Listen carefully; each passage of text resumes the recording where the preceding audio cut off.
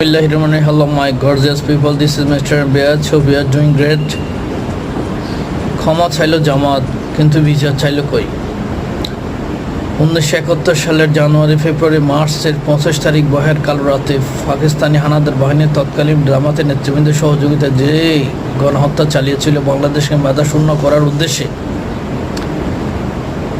সেই গণহত্যার জন্য ঠিক 54 বছর 3 মাস পরে এসে জাতির কাছে ক্ষমা চাচ্ছে, কিন্তু বিচার চাইল না।